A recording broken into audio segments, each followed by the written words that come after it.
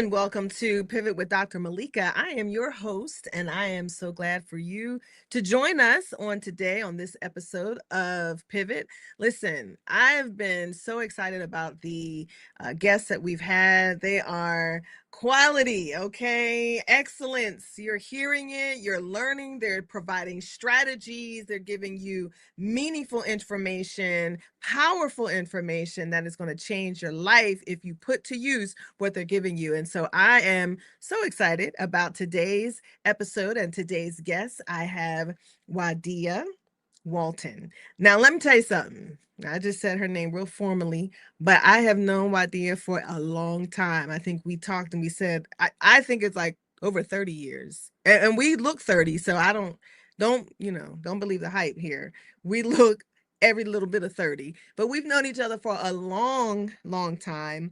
And I'm just so glad that we have finally able just to provide her with that platform to be able to share what she's going to share on today. She is in the industry of wealth, financial services. She is a wealth expert. She covers student loans, debt services, investments, life insurance, the whole nine. And I love her her foundation, Deuteronomy 8:18, that God gives us the power to gain wealth. And I am a firm believer of that. And so I'm excited for us to bring our faith together today to have some conversation on what's happening today, the changes that we see across the country, and how it is so important to really hone in on our wealth, the management of our wealth, gaining wealth, living in the overflow, not just surviving, but thriving. So, Pivot family, I want you to welcome Wadeea Walton to the show. Thank you for that warm introduction. Thank you so much. Welcome. Listen, we are so glad to finally, over the years, we've tried to connect in different ways, but this seems like the platform to have you come and share your expertise. And so, it's funny, I just was reading an article, and I'm going to pull it up here, but I was reading an article this morning on 1440. And one of the topics was the education department and different changes that are taking place, and a signed executive order to do away with it. And so we're going to talk a little bit about that. But before that, what I'd like to do is I'd like you to introduce the Pivot family to Wadeea and talk a little bit about what you're doing, but also, your pivot experiences and how they have shaped you into the woman you are today. Wow, that's a loaded, loaded. Oh, wow. As I said, when we spoke a little bit earlier, I feel like my life has been a life of pivoting. Yeah. And it started from a very early age, but more formally, once I entered college, it was a pivot. It was just one pivot after another. Right. And I've just been a person who I understand change. I Okay. understand change is inevitable and that you have to learn to roll with it. So, just a little bit about me. I am a recent IUP grad. I entered IUP back in '87, so a couple years ago. And I was a Board of Governors scholarship. I came in on a 4-year scholarship, and I majored in biology pre-med with a minor in chemistry. Okay. So right off the bat, my goal, my dream was to become a doctor. So I thought, that was the plan. And I was a person, and always been a person when it comes to like idle time. I want to make good use of time. Yes. So I would stay up on campus during the breaks because I wanted to take more classes, or I wanted to do this and that. And one of my breaks, I took on becoming an EMT, all because I wanted to try to get different understandings of the medical field and what really was going to work with that. And let me just back up. Prior to the summer before I entered IUP, I had finished my high school diploma work early, so I entered upon a nursing assistant program and graduated top of that class as well in graduation. So Right. Wow. that told me I did not want to be a nurse. So that was the first thing.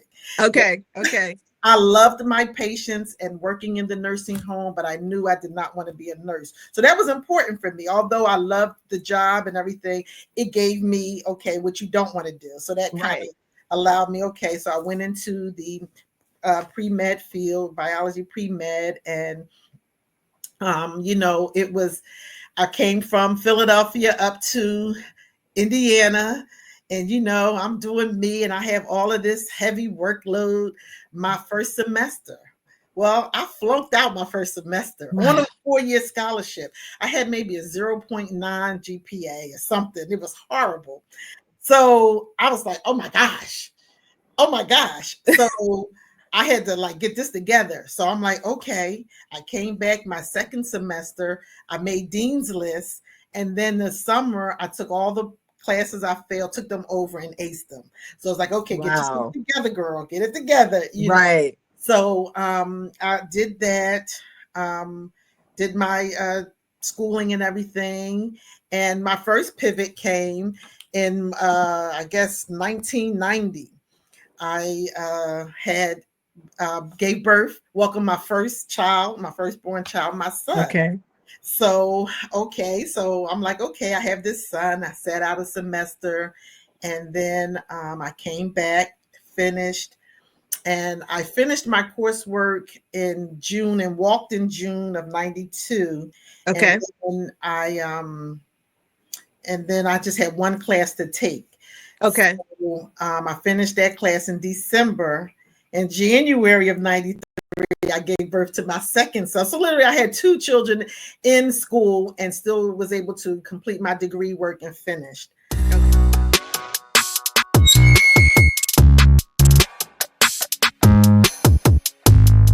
Gave birth to my second son in January of 93. And then I left Indiana in, I believe, May, and came home to Philadelphia. And then I was able to become gainfully employed for the federal government. And I worked in the laboratory medicine, because that was another pivot in that I went to school for pre-med, but because I now had children, I had to work. Right. I had to make money. So I pivoted into the laboratory medicine sciences and totally loved it. Like, it was just my happy place. It was because I'm a very analytical person. So that was just perfect for me, and working all, throughout the lab there. And then after about 15 years working there, I said, I'm not loving time to pivot. Yes, time to pivot. I said, this is not working for me too much. And, people just really start, I guess that's when God is trying to move you to another space, because you're not as comfortable as you once were.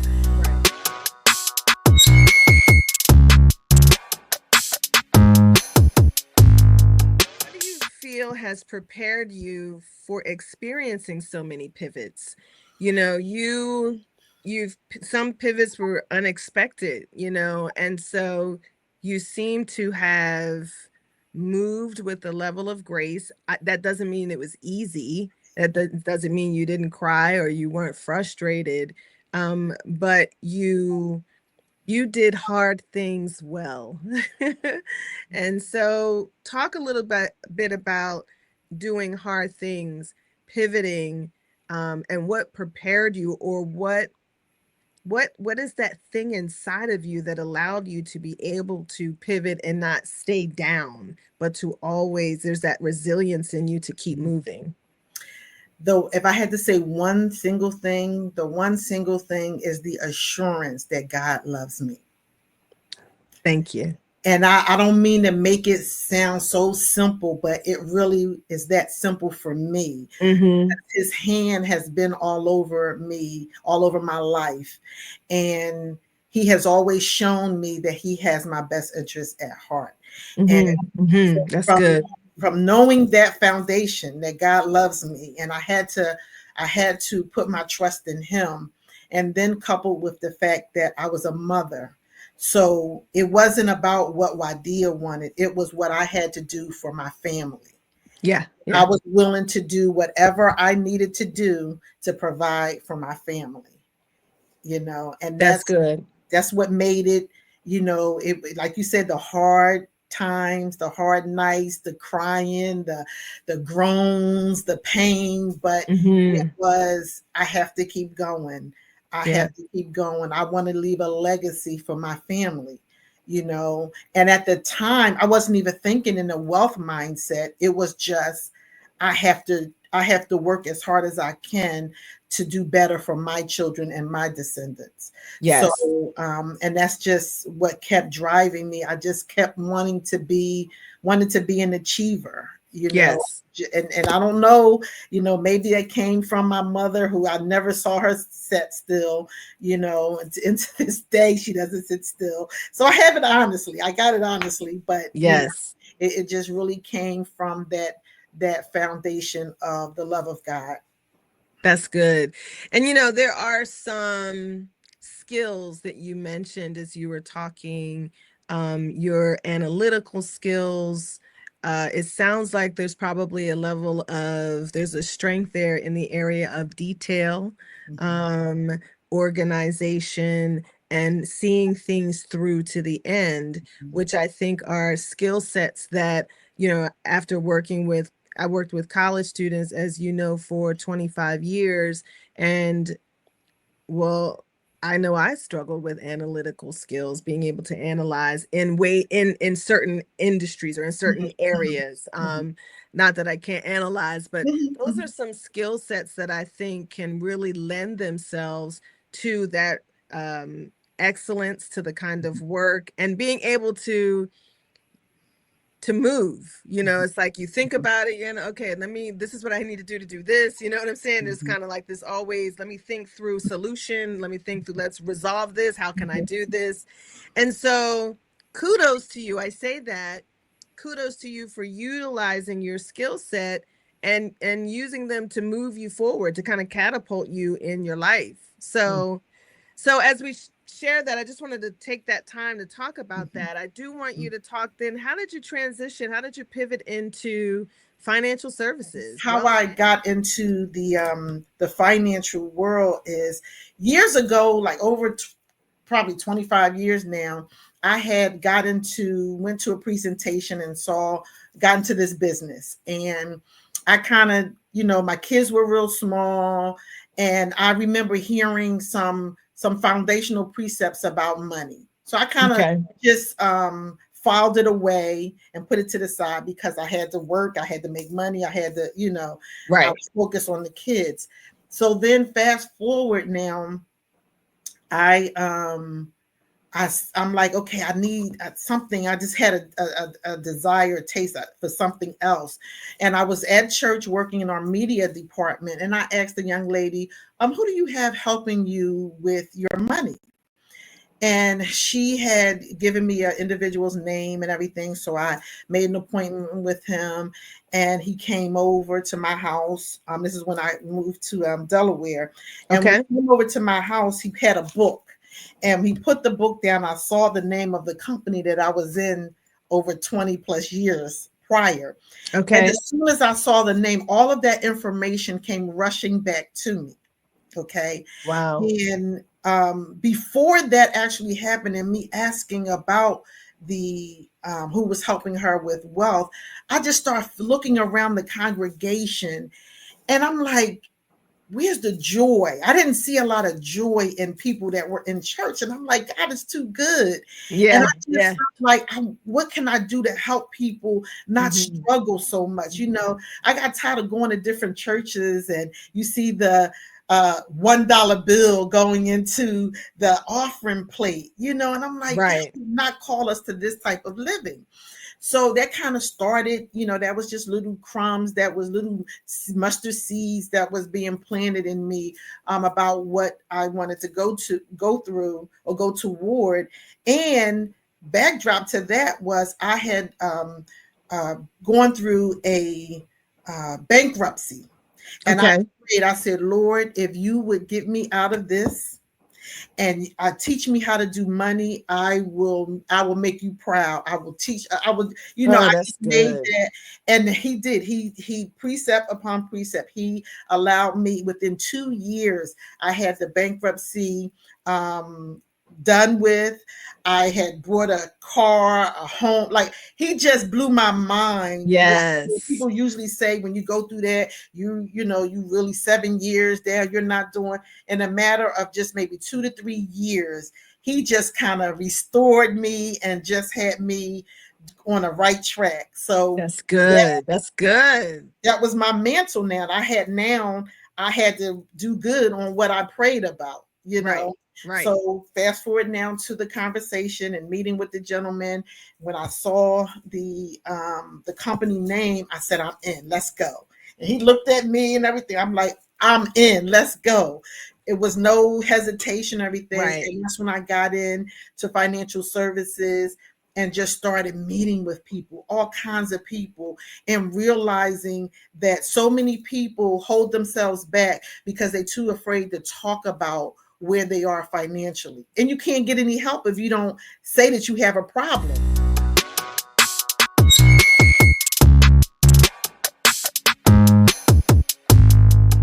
The other scariest thing to me was the stock market. I'm like, I don't understand that thing.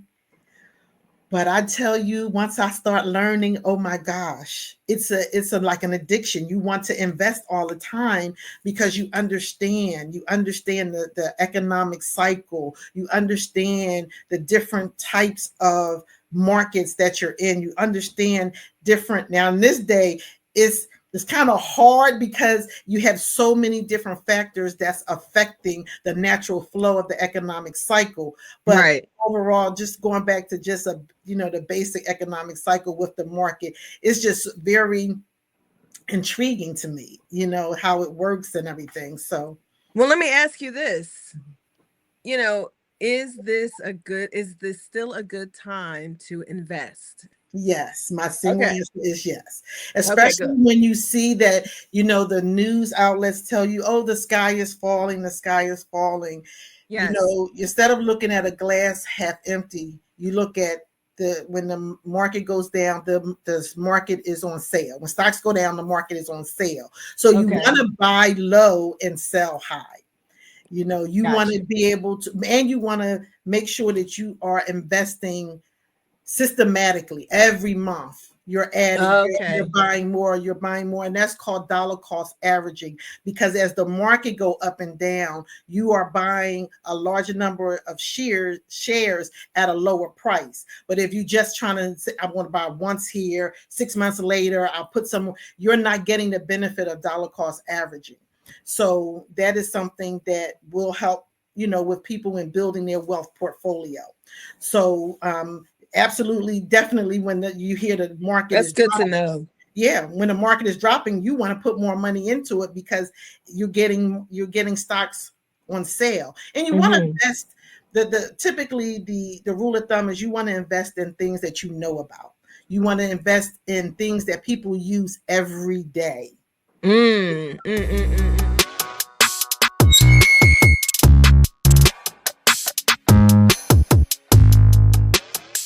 And I said this, as of 2025, approximately 42.7 million Americans are carrying federal student loan debt, Yes, collectively amounting to about over 1.5 trillion $1 trillion. dollars. And this is the reality, right? It nearly touches about 12.5% of the US population. And so, there's a lot of information out there right now about, loans, and but there's also uncertainty. Mm-hmm. There's uncertainty, there's fear. Mm-hmm. And sometimes fear has an ability to cause you to respond in different ways. Yes. Sometimes okay, then I got to I got to pivot. Mm-hmm. Sometimes people get stuck Right. because they don't know what to do. Right. And some people just take in information. They're caught in between. They're taking in information but they still don't know what to do. So talk a little bit about, what we need to know. What do we need to know as you're working in the field and as you're working in this particular industry and seeing the trends, you're seeing what's happening, you're talking to people every day. What do we need to know about student loans, about wealth management, and how this is impacting our ability to gain wealth, as the Bible says? Well, it's so much that we need to know when it comes to student loans. We knew that once the transition from the Biden administration to the current Trump administration, we already knew that there would be lots of changes. Starting back before Biden left office, the SAVE program, which was a way for the Biden administration to help fulfill its campaign promises of the student loan forgiveness. But it was an injunction filed against that program, which basically put everything on hold with a SAVE program, and that allowed borrowers to have as low as a $0 payment and still have those payments count toward public student loan forgiveness. Right. So we knew from that this was going to be a fight. The Biden administration tried to push through as much forgiveness as much as they could before they left office, knowing what was coming down the pike. Right. So he wasn't as successful as he wanted to be leaving office, but he tried all that he could. This was an opportunity for people to really kind of take their head out of the sand and take ownership. You talked about fear, but to let go of that fear and take action. Because we're talking about tens of thousands of $100,000 of loan debt. So here we are today. We know that the current administration has gone forward with its promises and is moving forward to try to dismantle the Department of Education. Some things are not going to be as easy because unlike the SAVE program, which was under Biden administration, the public student loan service and the public service loan forgiveness program was done by Congress. So there are certain things that was done by Congress that you can't just do an executive order and get away with. So there will be litigation, there will be a lot of back and forth, but the bottom line is people have to really know where they stand with their student loan situation and seek help. Unfortunately, studentaid.gov is the site that you get a lot of your information, know about your account. Unfortunately, I've been with this program of public service loan forgiveness since it began back in 2007. So I'm very well acquainted with the program, have even gotten my own loans forgiven from it, which is why I have the student loan business that I have. But unfortunately, the people that work there do not have the history knowledge. They don't have the brain trust of the historical happenings of the program, and they don't really know the ins and outs. So some of them do, some of them don't, and the ones that don't can give information, and you can take an action that may hurt you in the long run. Okay. So that's unfortunate. So it's you really have to know what you're doing now, because of like the SAVE program being under an injunction, and now there's an IDR. Let me go back. The Public Service Loan Forgiveness, better known as PSLF program, has 4 tenets to it. Okay. One tenet is you must work for an eligible employer. That's a federal, state, local government, school, healthcare, a not-for-profit organization. Okay. You have to make 120 qualifying payments. Third, you have to be under the proper loan type, and you have to have the loan type and the repayment program. So the IDR, which is now under attack and have been paused on the site, IDR stands for Income Driven Repayment Plans. Right. Okay? And that SAVE plan I mentioned is one type of an IDR plan. Okay. Okay, so under the IDR plan, there was the SAVE program, there was the PAYE, which stood for Pay As You Earn. There was the IBR, Income Based Repayment Plan, and ICR, Income Contingent Repayment Plan. So those are the four types of repayment plans, and you have to make sure you're under the eligible plan that goes with the type of loans that you have. Right. Okay. So now, because they're trying to dismantle the Department of Education, and now they've paused on the IDR plans, because as part of the IDR plans, there's language in there that speaks to loan forgiveness. Well, we know that the current administration is not a fan of loan forgiveness. So they want to remove that language, and that's why all of that is put on hold. Essentially, the whole studentaid.gov website is basically locked down. You still can do things as far as your public service loan forgiveness applications, but everything else is just about halted. Right.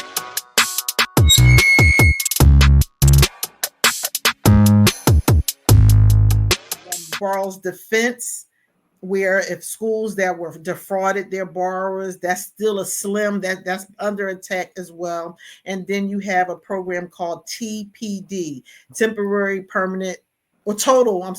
permanent disability. That's if you unable to have continuous, consistent work. So those are Borrower's Defense and TPD programs are next on the chopping board as far as the trial limit and all like that. All of this is a lot of information, but the key to know is that if you've ever worked for any nonprofit, school, healthcare, government, you want to try to recoup as much time or as much credit toward loan forgiveness as possible, because I don't know why, but it's still available. During the COVID time, there was a waiver that came out that included a TEPSLF, which is temporary expanded PSLF program. That allowed for people that had previously had work and didn't file for the loan forgiveness can recoup that time. Okay. It was kind of like and what is that called again? Godmother that's allowing you to now get credit for what you otherwise wouldn't have been able to accumulate the credit for. What is that called again? TEPSLF, for temporary expanded public service loan forgiveness. Okay. So right now, people have to know where they stand with things. They have to know what some people haven't logged into their account in years since they graduated. They also had something that was a 20-year or 25-year loan forgiveness where it was automatic. If you had your loans that long under the Biden administration, they had the waiver program that was able to be done, without you having to apply for anything. A lot of people took advantage of that or was able to, get loan forgiveness that way. That is no longer in play. So they are basically, the window is closing very quickly. But I would encourage everyone who has student loans, and primarily I'm speaking about federal loans, because the public service loan forgiveness is not for private loans. I need to make that clear. Public service loan forgiveness program is for federal loans only. Okay. And so it seems like with the closing of or the attempt to dismantle the Department of Education, it will push loans over to private lenders. And if you remember, I don't know if you saw NPR report where Navient was one of a former loan servicer that also had millions of dollar lawsuit against it because of the way it defrauded borrowers. So these loan servicers going to private loan services is not a great thing necessarily. Right. You still have to be an advocate for yourself. And from my point of view, I've battled with Department of Education before they had all these other outside loan servicers, and there was a battle with the Department of Ed because they were misapplying the monies that I would send in. So you really cannot just set it and forget it type of thing. You have to stay vigilant of looking at what's your bottom line, making sure the needle is actually moving. And a little known thing that people don't realize is that student loans was really created to keep folks that look like you and I from, let's see, realizing or benefiting from the good old American dream. It is, Right. and when I think about it and talk about it, it really upsets me because it's really like you're on a hamster wheel chasing your tail. As soon as a borrower goes into forbearance or deferment, that's when you get on that wheel. And it's very Mm. hard to get off. And they don't tell you about it. You don't see it written anywhere, but it's behind the scenes. Because when you go into that deferment or forbearance, you still have interest that's accrued. That's it. That's And it. when you make those payments, the first monies your payment, your monies that you pay first goes to interest before it Right. touches Even principal. goes to the principal, Yes. right? And you Yeah. making payments thinking, oh, it should be moving, and the needle is not moving anywhere. I had a client that she had $52,000 of student loans. She had been paying for the last 10, 15 years, right? Mm-hmm. She now owes 90 plus $1,000. How do you owe more than when you originally taken out if you have been paying every month? It's because of those arrears and you don't realize it. And I wouldn't have understood it but for the fact that I went through it myself.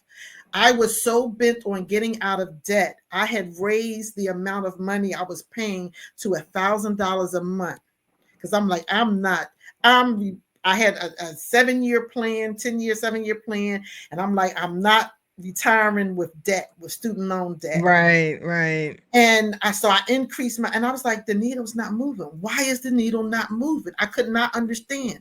I'm paying way above what the monthly amount is. Why is the needle not moving? Right. And I called in and they told me, you're in arrears. Arrears? What's that? And that's when they told me, I said, okay, tell me, how much do I owe? It was something about $8,000. I said, okay. I wrote them a check, sent them the $8,000, right? When I sent Wow. the money in, they took 5,000 of that, put toward arrears, and then put some to regular interest and Wow. principal. I said, no, no, no. That's not how this works. You told me that it first goes to arrears, then principal and interest. So you want to reapply my money. See, it wasn't in their best interest that I come out of arrears Right. because Well, that would have kept me on the wheel. and see, that's I was having a conversation with someone about this, and that's why I said, we'll talk about this. What should I do now? What should we do now? What should folks do now? But once you pay off your debt or you are debt free, now your credit limit increases. Now you have opportunities, and banks will see you differently because this is my assumption. I mean, I'm not an expert at by any, but I'm thinking to myself, if 10,000 people's credit scores increase, just because that's just one example of a way that might assist, right? If you pay your student loans off, Well, do you if you decrease your debt? Well, you of course, if you pay it off, you decrease your debt with which overall makes your credit score improve. Increase. Okay. But is student loan debt is not detrimental if you're paying it. Okay. See, people get behind or they go into default on student loans. But it then too nowadays, because when I was coming through, the debt wasn't that it was a lot, but it wasn't. Now what I'm seeing is hundreds of thousands of dollars Yes. in debt. So yes, that most definitely affects your credit score, because it's looking like you have all of this debt and your income is this much and your debt is this much. So Right. yes, it does impact it that way. But I just want people to understand, if you're paying, it's not that you're necessarily going to have a negative In the impact, negative. other than right Mhm. in and of itself, other Right. than when you look at your other factors that go into your debt, meaning your how much credit do you have and how much utilization is there and all that. There's Right. other factors that go into that. But to your point, yes. Yeah. So what should we do? As you're talking, I'm like, Lord, okay, I told y'all I was writing stuff down. But what should folks, just one or two steps, what should folks do right now to make that change?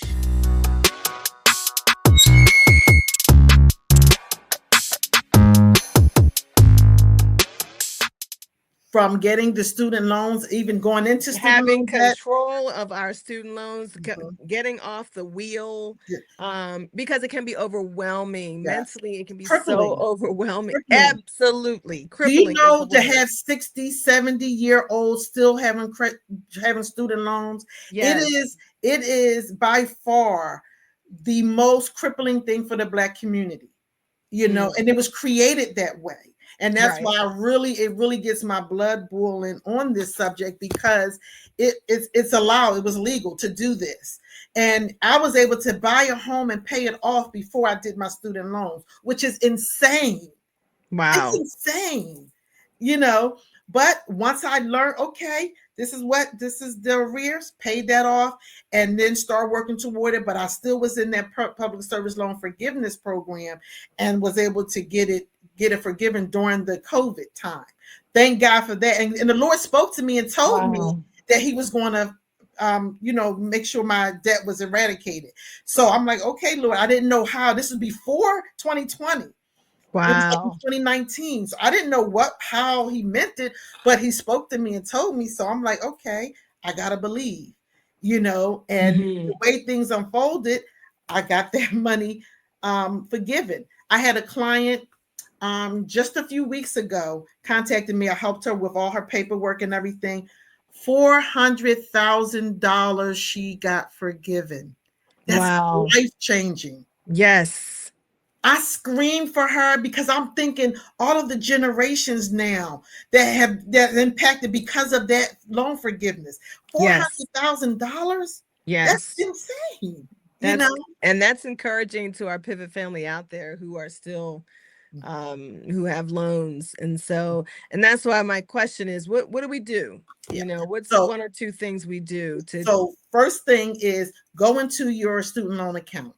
Look at it. Make copies of everything in your account, because strange things are happening to people's files. So you want to make sure you have a copy of all correspondence that you received and that you sent. You want copies of everything. If you mail something in, you want copies of everything. Keep that for your files. After you have major copies, you want to look at where you stand with things. Some people, like I said, that haven't gone into their account will find out they're in default. If you're in default, you can't see anything in your account. Everything is blocked. Okay. So then you need to contact me to get you out of default. A default recovery program is a 9 to 10 month program, but you can come out of it. Okay. okay. It's a one-time thing. You can't come out and then go back in. It's a one-time only type of resetting the deck for you. But you have to take ownership for what you have. You have to, even if you're in a job that you're not working for an eligible employer, guess what? Look for a job. Anyone coming out of college, look for employment that's with an employer that offers loan forgiveness. Now that, or not saying now, but now that the executive order has gone forward to dismantle the Department of Education, they're trying to put education back to the state level. There are some states out there that have loan forgiveness programs. Research the programs within your state to see what you may be eligible for. But again, actively engage and go after employment, whether or not you're newly coming out of school or you've been out and you need to change, pivot into a new career. You want to make sure you're setting yourself up. You want to have your employment, but why not get forgiveness for it if you can? If you've ever worked for an eligible employer, please contact me to get that time allotted for your account so that you can get that taken care of, because you don't want to leave any money on the table in terms of that you could have gotten forgiven. And thousands of dollars is a lot of money to just walk away from when you could not have to pay that. So you have to become knowledgeable. You have to take the actions to know whatever that you can do. Dr. Malaika, you have my contact information. People can contact me and schedule a free discovery call where I will kind of look at where they stand and then give them a how-to or next steps of what needs to be done for them to achieve the loan forgiveness they seek. So I think we have it. Go into your student loan account, make copies of everything now. ASAP. Look for an employer that offers loan forgiveness, right? I feel like I missed something, and also become knowledgeable. Something I thought that you said after going into your student loan account and make copies. I felt like you said something so valuable, and that's on me. But we just becoming knowledgeable about this. And so and even if folks have more information or more questions, you are on Facebook. I am. Under Wealth Wise Expert. I know that looks like EXPERT, y'all, but it's Wealth Wise, WISE, and then XPERT, Yes. Expert. Talk a little bit about folks who are struggling mentally, the stress. How do you get unstuck? And I say unstuck because some folks are it's crippling. It is. When it comes to their life, they're working every day. They are doing their side hustles, their passion work. But when it comes to student loans, it is crippling, and they're just not, they have not transferred that energy, that movement, that life into that, because it just seems so overwhelming. And because they're seeing what our government's stance is on student loans and just wealth management. People who are stuck, the first thing is taking a first step. And because you talked about fear is false evidence appearing real. So you think that it's a lot that you have to go through, and it's not. There's things that are out there that you may possibly qualify for, but you don't know unless you open your mouth and ask the question. At least, like I said, I have this free discovery call. So at least talk to someone to see where you are. Even though I talked about the studentaid.gov site is down, but we don't know what's going to come. It's ever since January 20th, when the new administration took office, there have been changes every day. And it's like whiplash. So we don't know, there's been some people that have been fired and have to come back. Yes, this is what just happened yesterday. The executive order has been signed, but we don't know what it's really going to be, because if you look at your promissory note that you signed, it talked about the forgiveness part. So how do they overcome that? So lawyers that will be on this. So don't lose heart. That's the key for everybody, saved, unsaved. Don't lose heart, because you just have to do all that you can do. Do all that you can do. And then what you can do is take a first step. You can pick up the phone, make a phone call. You can log on into your account. If you don't have one already, you can establish an account at studentaid.gov. Look at your stuff and then devise a plan. Because another thing I didn't talk about is, if you don't work for an eligible employer, there's still other things that you can do, like start your own 501c3. Especially as a family, you can do that, and then everyone benefits. You're not only doing something to help your community, but you're doing something that can help you with the loan forgiveness. So it's a win-win. There's so many things out there. You just have to get the right information. So I implore everyone, don't let fear grip you any longer. Break free. Matter of fact, in the name of Jesus, I bind the Yes. spirit of fear. I Yes. bind it Thank because, you, as the Lord. word of God says, He gives us the power to gain wealth. So we just Yes. have to use that power that He's freely given to us and access it, tap into it. Some people have an emotional attachment to this thing called Mhm. student loans. Debt and debt. What Debt, does the word period. talk about debt? The yoke is like carrying a dead body. That's why Uh, God doesn't want us to live like that. He right. wants to free us from that. We ought to be the lenders, not the borrowers. That's right. So take the power in what He's given us. Take this information. This is not by coincidence that we're on talking about that. This is a real and relevant topic that is that Absolutely. everyone can, they know someone that's dealing with this. You just share the information. You can help someone, come out and break free of that fear. That fear is crippling. I know, I understand it, but you Yes. can do What it. are one or two ways I can begin to build wealth? So I would say, and because I can't say any particular stock or anything like that, what I will say is that investment is still a good way to build wealth in America. Mm-hmm. Real estate investment is still a good way to Mm-hmm. build. Okay. Businesses in this day and age, especially in this new administration, you have to have a business. Mm-hmm. Whether or not is a nonprofit or LLC, you have to have a business because you are able to write off a lot of things under the business. And it Mm-hmm. allows you, because otherwise you will be taxed to the hilt. So Right. having a business is a non-negotiable, is what I like to call it. And you Mm-hmm. start, even in your children, start giving them the mindset. And I came up in a generation where, you get the good job. I'm Right. not a baby boomer, but I'm double nickels now. But you have a job and you work that job till you retire. Now, you have the young adults that, hey, if it ain't working for them, deuces, they out, all that kind of stuff. Right. And that has its place as well. Mm-hmm. Because I think as boomers and Gen X that we maybe took a little bit more than what we should have from employers. But one thing I did learn is that, because again, I thought I had that good government job, but what I learned is I will never get rich working for someone else, being a brick in another person's building.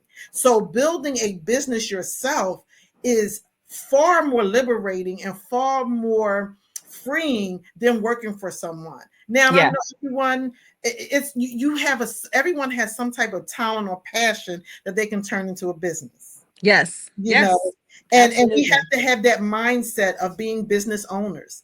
Build a business and have integrity, of course, in that business, but build a business. Start the children if you have a business, you can employ your children in 12 years, 12 years of age or older, I believe is the youngest. And you can give them a salary. They can start their retirement account because they have earned income. It's so many different ways to start Yes. building, I love start that. building. Yeah. Real estate, and that's property, Property. or Mhm. flipping. There's so many aspects. Multi-family units, Mm-hmm. Mm-hmm. commercial real estate, but you have to, you got to be educated in what you do. You got to always say the numbers have to make sense. The math has to be mathing. Right. Okay. Right. Anything, whether or not it's investments, real estate, what have you, the math has to math. So you want to educate yourself and you want to do something. Don't be passive. Life is too great. Go be great and do great things. Okay. Absolutely. Absolutely. I love that. I love it. I love it. I love it.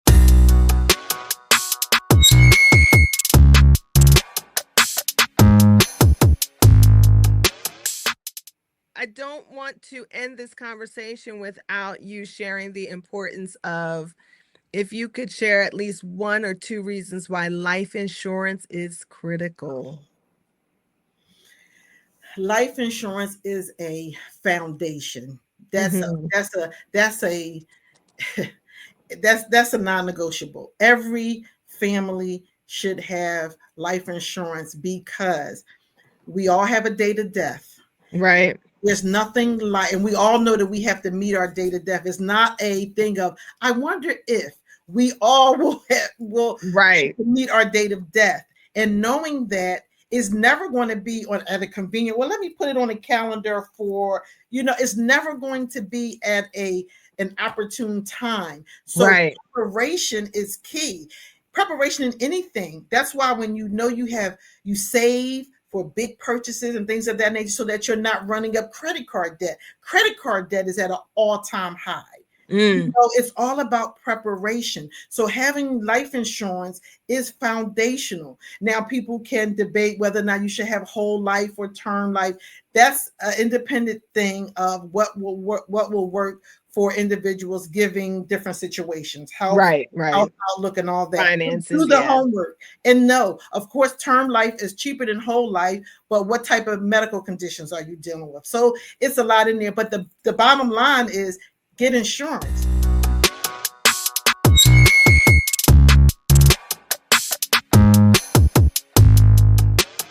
So listen, I ain't got to tell you. That's right. I said ain't. Okay. I ain't got to tell you that you need to go right on back and you need to study, jot these things down. I don't write, place them in order. What are you going to do first? But what she said ultimately is take a step. If you're feeling crippled, take a step and it will build your confidence and your drive to do more. So thank y'all so much, Pivot family, for being with us here on Pivot with Dr. Malaika, where we talk to folks who have intentional or unexpected changes in their life, but guess what? They are still winning.